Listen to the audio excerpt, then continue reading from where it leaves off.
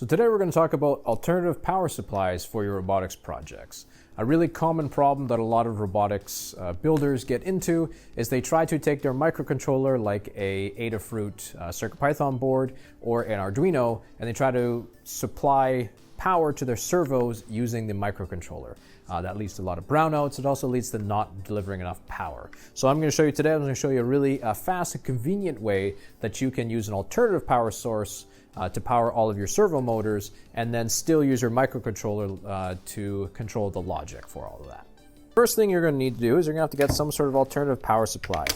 And on this alternative power supply, you need to figure out what size battery you're going to need.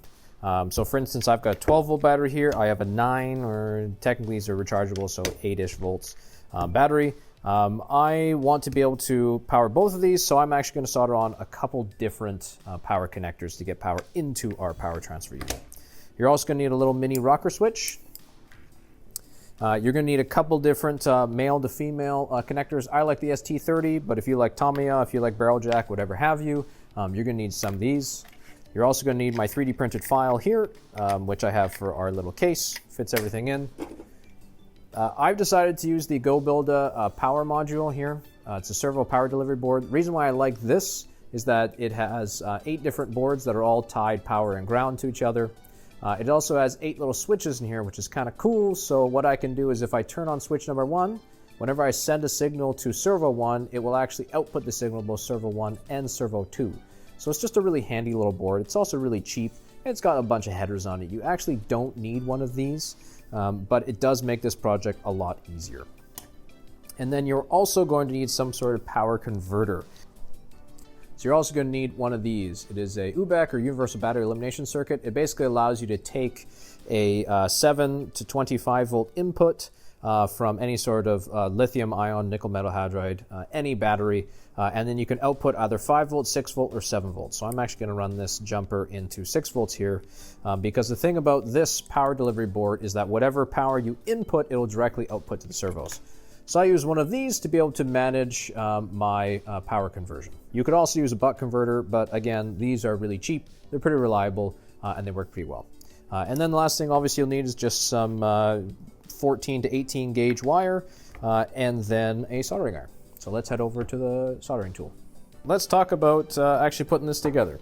The first thing I'm going to do is I'm going to grab my power delivery, and then this uses an XT30 connector, so I'm going to connect a male XT30 in. And then I'm actually just going to go ahead and nip these wires off. And then down here, I'm going to split them out a little bit so we can expose some of the cable. I like to do a pretty healthy amount of cable here.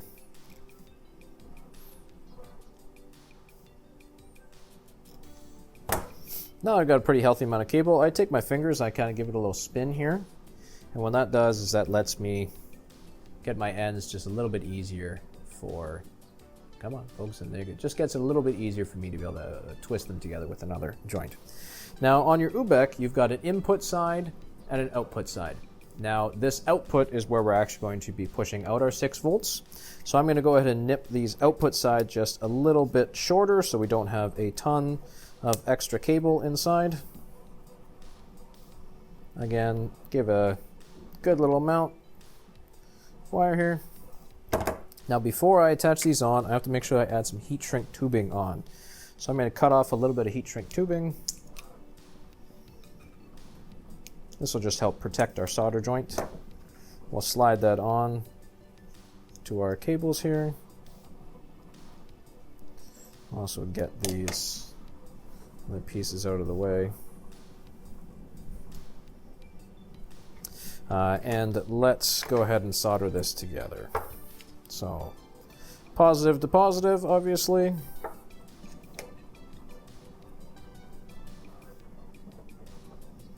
And I'm just going to wrap these 2 wires together so I get a nice kind of stable connection. And we'll give that a solder.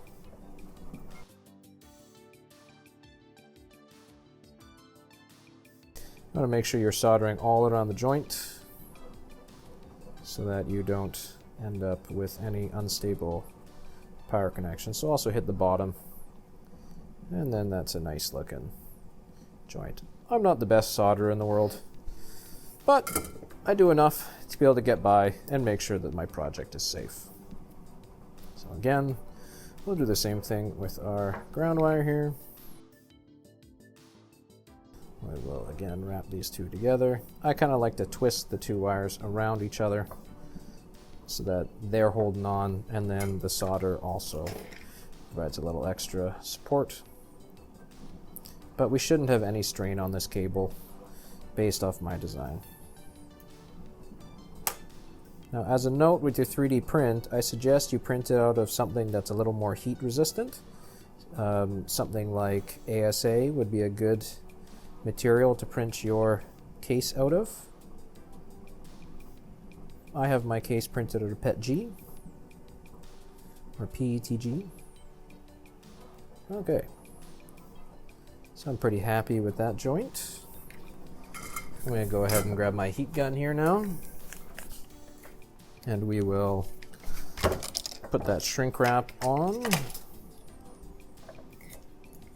I'm sorry, heat shrink tubing, not shrink wrap. Those are very different products.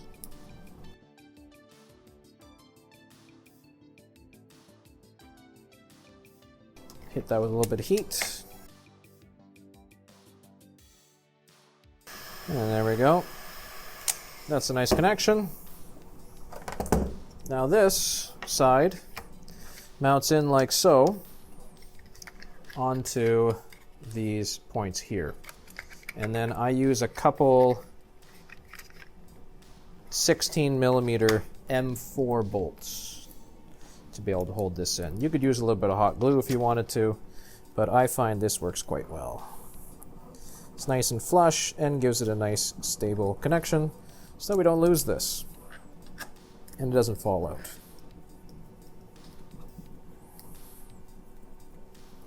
There we go. Now, our next point is to actually get our switch powered up. So I'm going to grab my UBEC, I'm going to nip off the input side here, and I'll give myself a little extra wire.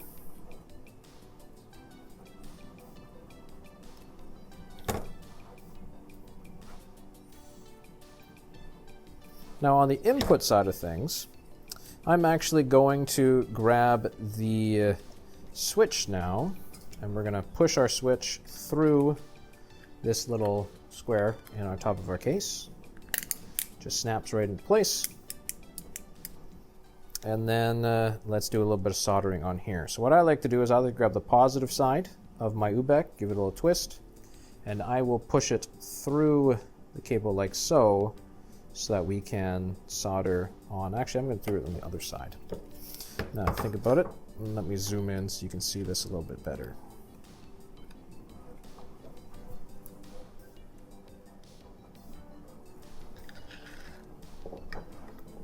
There we go.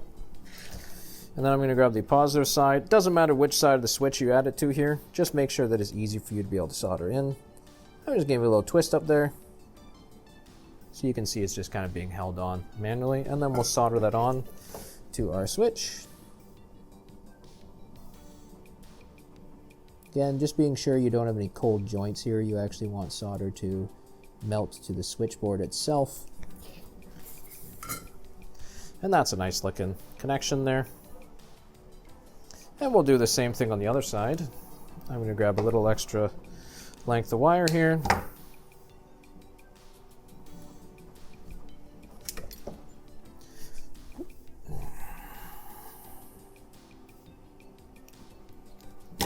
Would be better to use red, but I am using a DC cable here that does have extra black, focus in please, that does have extra white lines on it to denote that it is a positive cable. So we'll do the same thing over on this side, again, coming through, giving a little wrap around so that we can get power through our switch. A switch is not absolutely necessary, but I do like having the ability to turn my power supply on and off, because typically when you get 9-volt battery supplies, they are not actually switched.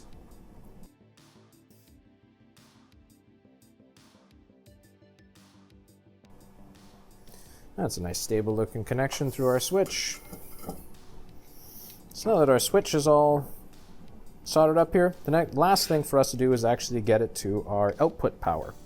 So for me, I actually want to have two different alternative output sources. I'd like to have both a barrel jack as an output source and an XT30 as an output source, just because for my project, I switch between power supplies quite regularly, and some of my power supplies use a barrel jack, some of my power supplies use a XT30. So let's go ahead and strip a little bit of these wires.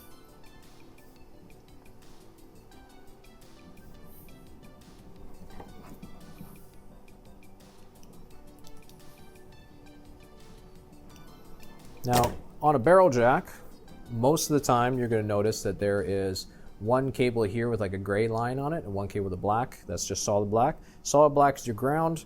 The one with those kind of gray dashed lines is your positive.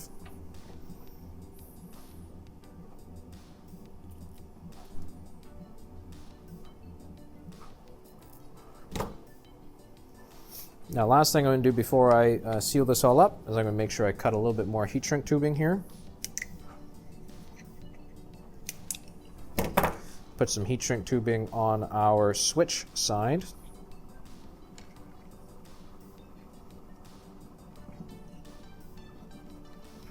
And I'm going to, oh, that's way too much. This is the heat shrink tubing I cut off. So let's go ahead and do our ground side first on our input. So again, I'm going to do two different power sources.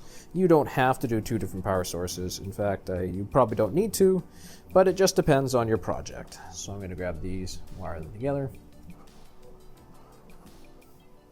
Same thing, we'll twist these together. I like to make sure I'm twisting both sides around each other so that I have a nice, stable connection. And then we'll solder that together again.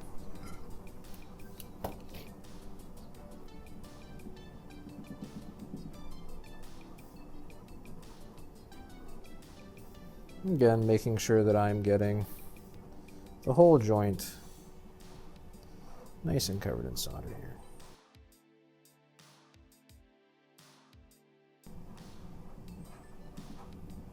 Okay, feeling pretty good about that one. Let's do the same thing with the positive side of our cables. And do our little finger twist trick here. Make sure the heat shrink tubing hasn't fallen off, because that can happen sometimes. Oh, I need to take off a lot more cable on that. Don't have near enough off on that bad boy. Come off, please. There we go. Oh, sorry for the camera hit there. Again, we're going to twist them into each other.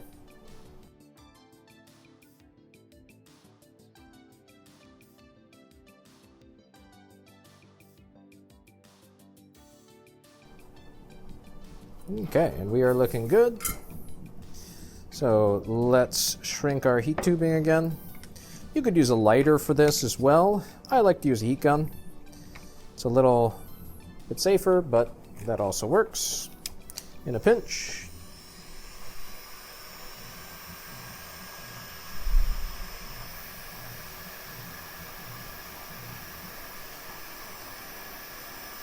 Okay. Now, to secure this in, I use two different methods. The first method is at the bottom of this point here, there's a little U cut in, and then this little U cut in is for where your input wires get down, and then when you put the lid on top, it'll actually clamp the thickness of the wires. You might need to adjust your step file. In the case that yours might not be the right size, I also have a little hole down the bottom here that a zip tie can fit through, or a zap strap, or a cable tie, whatever have you. Whatever you like to call these things. So we can feed that through. And then you can use this zip tie as a way of holding it in. So when I take my UBEC here, what I like to do is I like to flip it around like so, because there's a little LED on this guy, and this little LED corresponds with the hole in our lid. So I'm going to flip it around so that those cables lie underneath our UBEC. Like so. And that guy just gets pressed in like so. And then same thing, I'm going to make sure that my other cables go underneath my UBEC. Come on.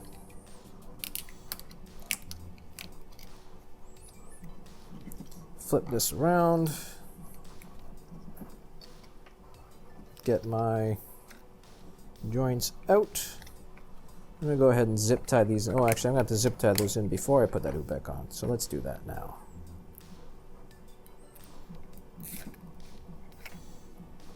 I will compress that on, get it nice and tight. Give it a little cut.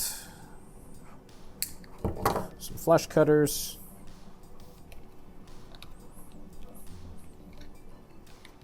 You may find it's easier if you cut the little notch in this heat shrink on that UBEC so that you can get your cables back a little tighter in there. Yeah, that's looking a little bit better. There we go. That's what I want. And I've got that around backwards. Go ahead and flick that on. And then the last thing, just to secure this lid, is I use a couple different M3 screws. I'm using 6mm M3 screws here. They go on the top. And they fit in perfectly, and they just do a self-tapping thread into that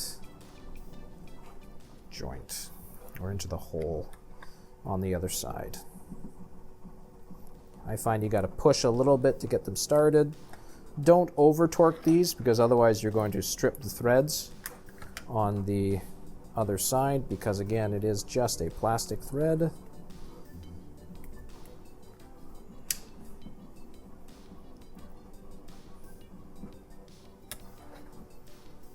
And then to do a quick test, make sure that our power supply works. I'll go ahead and connect up the outside here. We power on, and we should have the red LED on the UBEC, or sorry, on the UBEC firing up, and red and a blue LED on the GoBuilder servo supply coming up as well. One thing to note when you're working on this, if your blue LED is not showing up on the GoBuilder, make sure you go ahead and flick that power supply, or flick switch number 8 up, and that will turn on the LED for that one. So that's it. You can power up to about 8 different servos this way. I'll show another video at the very end of it working again. Again, I just have one servo plugged in, but if I were to turn on these switches, I could control multiples off of one. I hope that helps you out with powering your robotics projects, doing different servos.